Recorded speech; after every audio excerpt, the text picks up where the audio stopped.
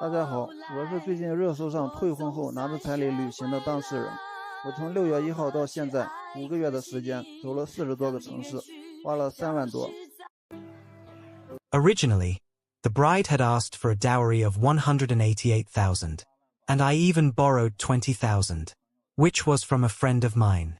Then, she asked for an additional 30,000. We ended up fighting over this. And then I let it go. Afterward, I felt a bit shaken. So I decided to go out and travel on my own. How many cities have you visited so far? Oh, more than 40. I've lost count. I've been traveling for over 5 months. Almost 6 months. And I've spent a total of 33,000. I always keep track of my expenses. So it averages about 200 a day. Actually, I do care about marriage. I also want my own home. And even a child. The dowry, in reality, is a minor detail. The biggest pressure, in my opinion, comes from the loans, like the mortgage and car loan. Why are men no longer willing to pay dowries? Some netizens commented the following: the truth is that many men don't even want to get married anymore. With the marriage rate so low nowadays, do you really think it's just because of the dowry? Look, besides the dowry, there are costs for the 5 metals, transportation fees, name change fees, door opening fees, entry fees, and even shoe fees, not to mention the gifts for the woman's relatives. And that's not even counting the costs of the house, the car, the wedding, the banquet, the engagement invitations, and other expenses. Marriage starts from the first visit and goes through various negotiations, but interestingly, the woman, who is usually very decisive, often turns into a mommy's girl during this time. The man ends up spending time and money, but the woman doesn't necessarily ensure a stable life after marriage. In the end, it's a waste of time and money and no one benefits. You know what's even funnier? Usually in movies it's the women who call off the wedding at the last minute due to some unexpected event. But in real life it's the men who are doing this. Why is it so hard to find men who can afford to pay the bride price? Because the issue of social classes doesn't just exist in palace dramas. It's something very real and present.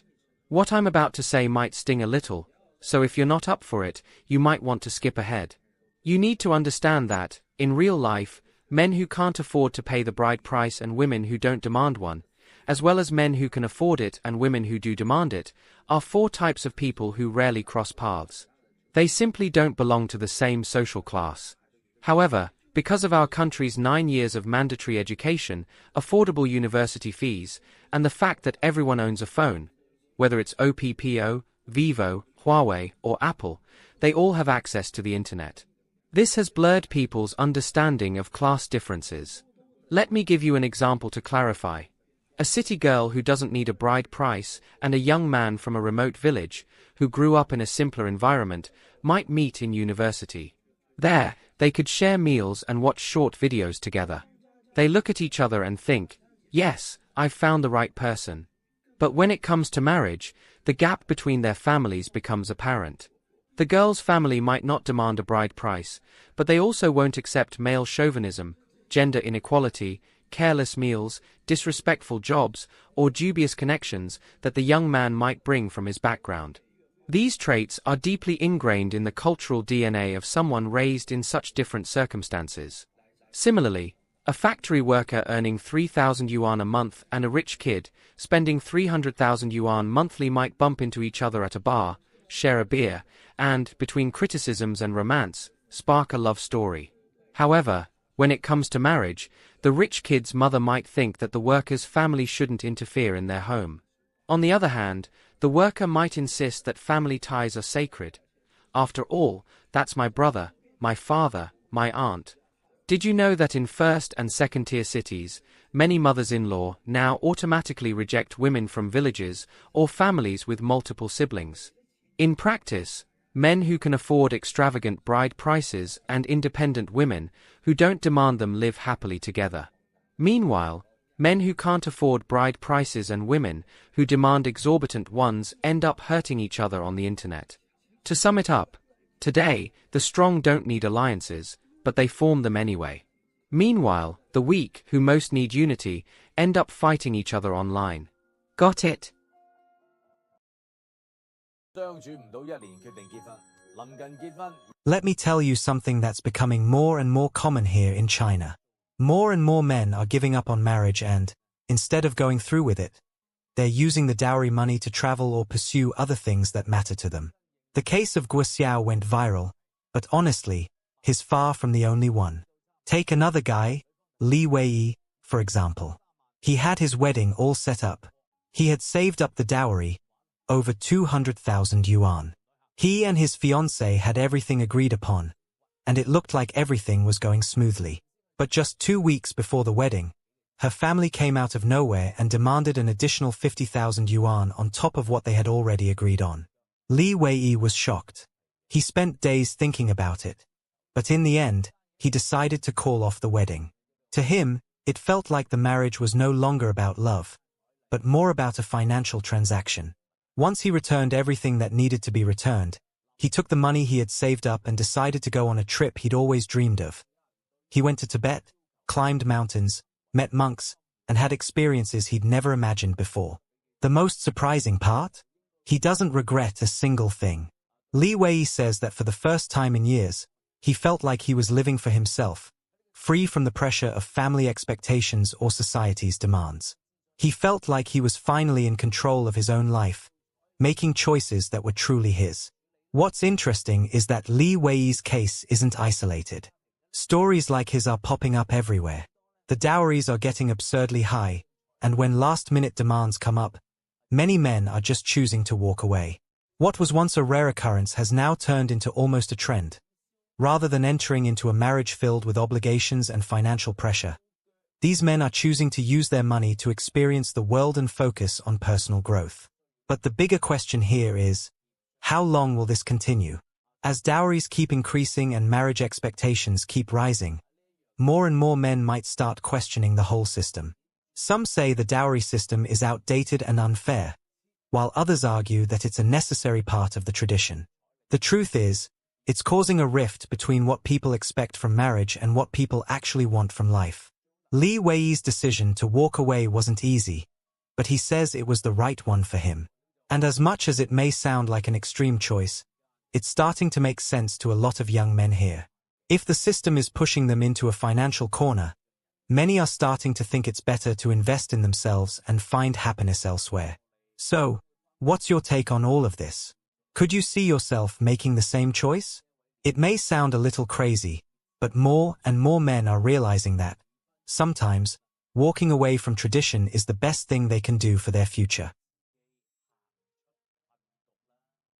山西太原有个姓郭的小伙子，通过相亲认得一个姑娘啊。According to several media reports, there was a young man named Guo in Yuan, Shaanxi, who met a girl through a blind date. The girl asked for a bride price of 188,000, but the guy could only come up with 168,000. He thought, I'm not getting any younger. So he borrowed 20,000 from his childhood friend to try to get things done. He didn't expect that, as the wedding date approached, the woman, influenced by her friends, would ask for even more money. Guo thought for a moment. This doesn't make sense. You're increasing the price without increasing the quantity. Ha ha ha. This won't work, right? Instead of being buried in debt, I'd rather go on a trip. So he decisively went to Tibet for a special wedding. This situation might seem small. Just another young couple breaking up because of the bride price. But it reflects several social phenomena.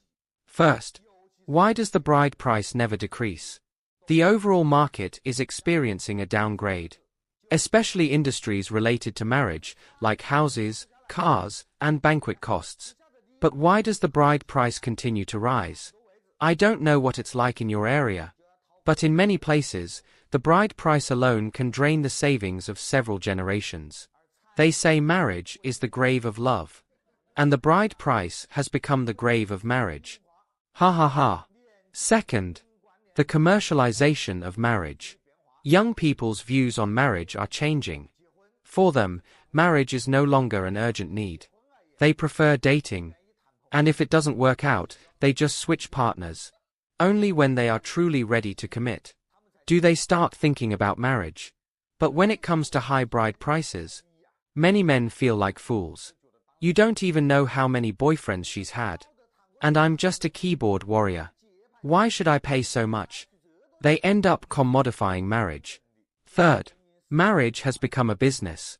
Some see the other party is desperate to get married, so they agree to pay the bride price. But when the moment comes, they raise the price. It's like a public toilet. The price is clearly marked at 1 yuan. But you're holding it in. They say it's 10 yuan. Do you pay or not? Ha ha ha. Marriage should be built on trust. If your life partner starts calculating things before the marriage even happens, would you still dare to get married? Fourth, never have good friends in your marriage. Friends are not like brothers. Brothers only wish for you to be happy. But friends, they only want you to suffer more than they do. Ha ha ha. When a couple argues, 4 brothers would try to help. But if there are 4 best friends, all 4 would tell you to end the marriage. Marriage is between 2 people. Don't involve your friends, or it'll turn into a mess.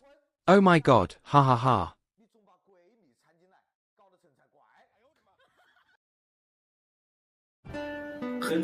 Many older men choose to lie in poverty and not get married, mainly for the following reasons. First, economic pressure.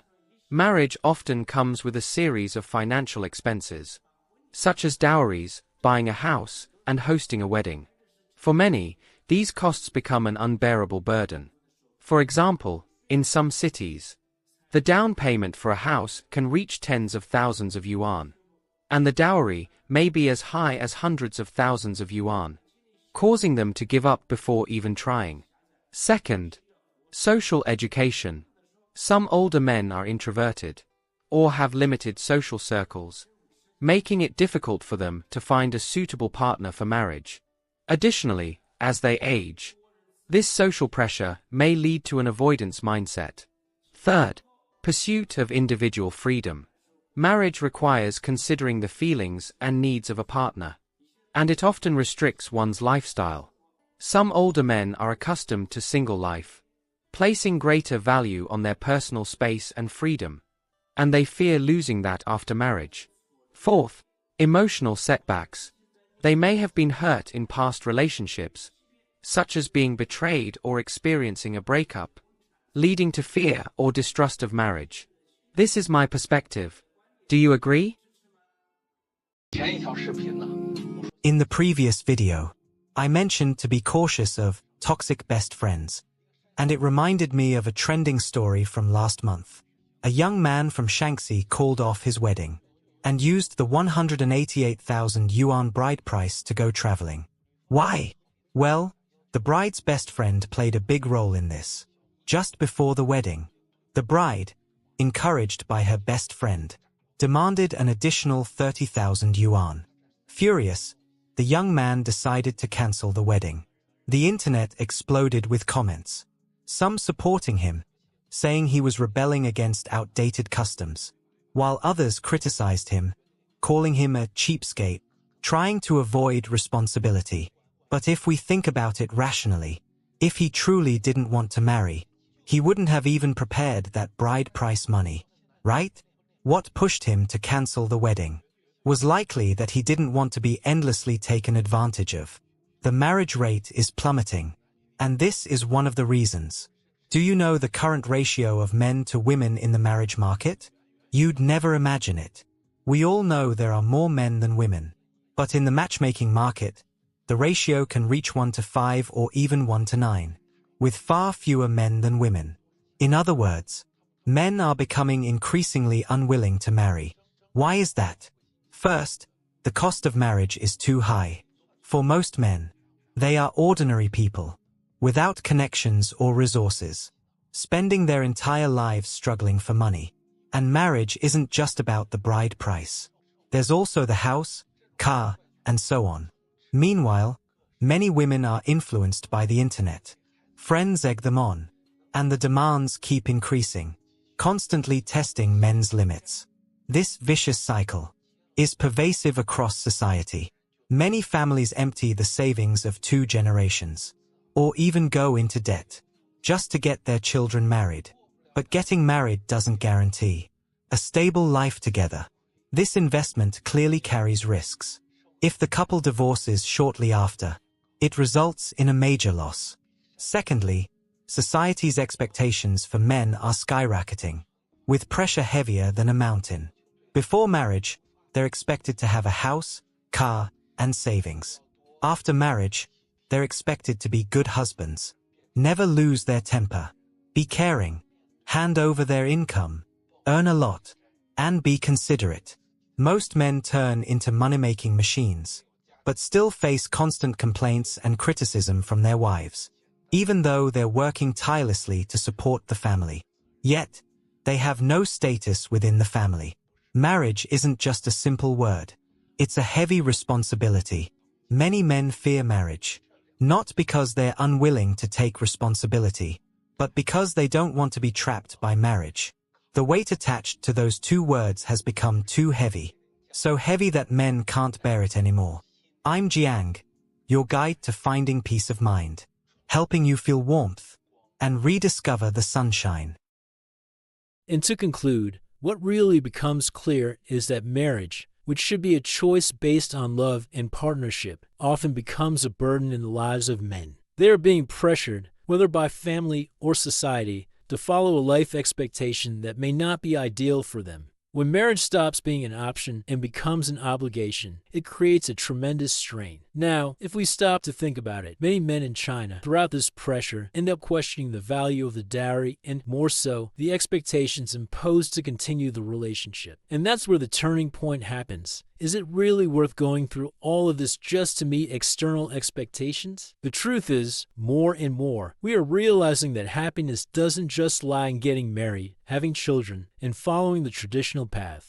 Happiness is in knowing what we truly want for our lives, not sacrificing our dreams and personal time to meet the expectations of others. That's why, if you find yourself in a situation where you feel pressured, or if you've even been through something similar, it's essential to reflect, does this path really make sense for me? Marriage, when it happens, should be a conscious choice, not a social pressure. And if you're going to get married, let it be with the certainty that your life will continue to be the way you've always wanted it to be, with the freedom to grow and be who you are. Many people today place their happiness in the hands of their partners or children. But what happens is, what are you doing with your own life? Many people stop doing what they love to fulfill their parents' dreams or live for their children. Today, I know exactly what kind of life is ideal for me. I will only marry if, even after marriage, my life continues at the pace I like. Therefore, the choice between marrying or not is not the most important. The most important thing is to choose the lifestyle I want to live. What is your opinion on this topic? I would love to know your point of view. If you liked the video, leave a like and subscribe to the channel for more videos like this. I'll see you in the next video.